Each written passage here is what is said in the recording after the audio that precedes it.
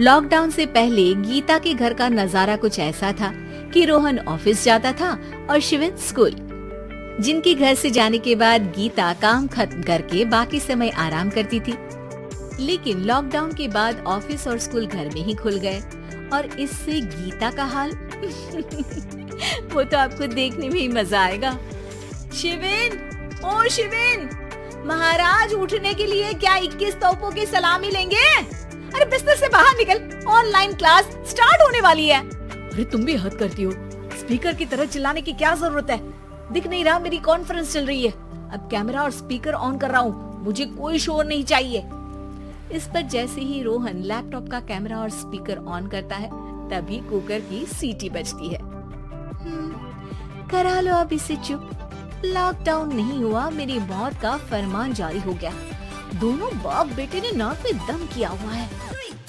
ऐसा बोलकर गीता वहाँ से शिविन के कमरे में पहुँच जाती है, जहाँ शिविन अभी भी सो रहा होता है। ओ आलसी, अब अगर 5 मिनट में नहीं उठाना तो आज तेरा गेम और यूट्यूब कैंसिल। माँ की बात सुनकर शिविन बिना 1 मिनट गंवाए उठ खड़ा होता है। उठ गया, अभी नहाकर भी आता हूँ। ये नाटक कहीं और, मुंह पर गीला कपड़ा मार और पढ़ने बैठ। शिविन की ऑनलाइन क्लास स्टार्ट हो जाती है, जिस पर गीता उसे वहाँ बिठाकर रसोई में चली जाती है। थोड़ी देर में उसे कमरे से कुछ आवाज सुनाई देती है, जिसे सुनकर वो कमरे में वापस आती है।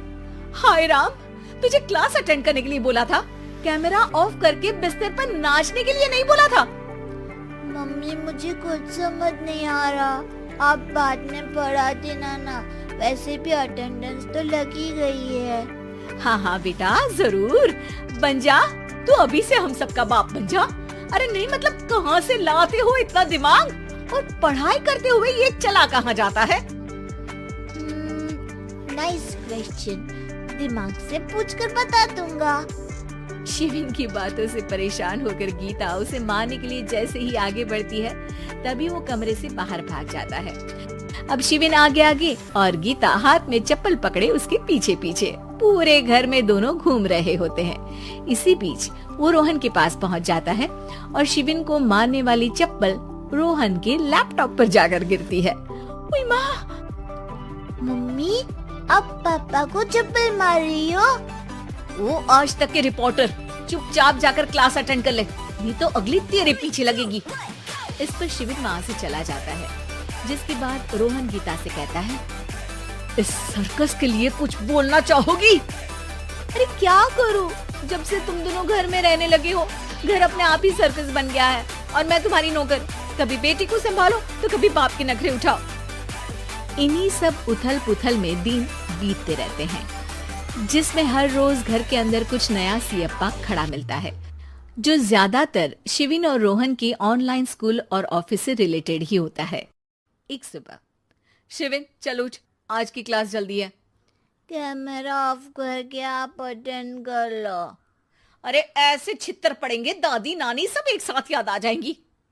गीता की लाख मशक्कतों के बाद क्लास तो खत्म हो जाती है, लेकिन उसके बाद शिविन फोन इस्तेमाल करते हुए इंस्टाग्राम रील बनाने लगता है। रसोड़े में कौन था? तुम थी, मैं थी, कौन था? कौन था?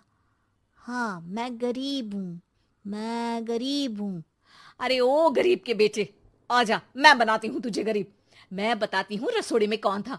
पढ़ाई करने बोलो तो इनकी माँ मर जाती है, और ये पागलपंतियां जितनी मर्जी करा लो। गीता शिविन को डांट रही होती है, तभी रोहन बीच में बोल पड़ता है। अरे बच्चा ही तो है, इतना गुस्सा क्यों कर रही हो? बेटे का साथ देने की इसी एक कोशिश में अब शिविन के साथ साथ रोहन भी गीता के गुस्से की सूली पर चढ़ जाता है। अगर बेटे पर इतना ही प्यार आ रहा है तो इसे क्लास अटेंड क्यों नहीं कराते, इसका होमवर्क क्यों नहीं कराते? उस समय तो बहुत जल्दी मीटिंग आ जाती है, वो काम मैं करूं और यहाँ इस बेफिजुली की चीज में तरफदारी करके बन जाओ महान। हे भगवान, कोई तो इनके ऑफिस और स्कूल खुलवाओ, मैं इन्हें और घर में नहीं सह सकती। अरे कुछ और मांग लेती, क्योंकि तुम्हारी ये विश इस साल तो पूरी होने से रही, कोरोना। हाय नास पिटे ने जिंदगी ही बर्बाद कर दी।